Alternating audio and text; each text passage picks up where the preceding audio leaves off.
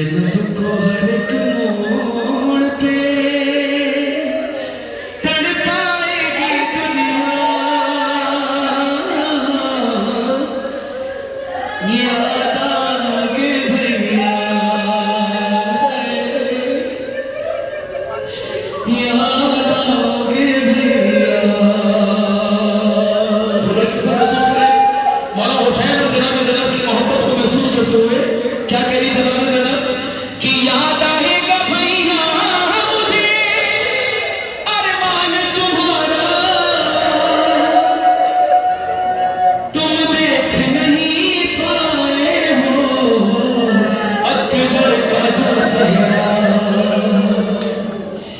दावत कोई शादी मदीने में जो देगा, याद आओगे भैया,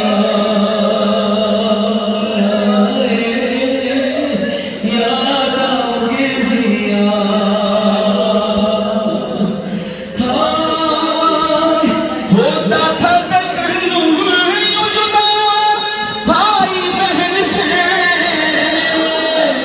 और जिस तरह कोई रूह निकलती हो बदन से, शहर को चले कहती रही सानिए ज़हरा,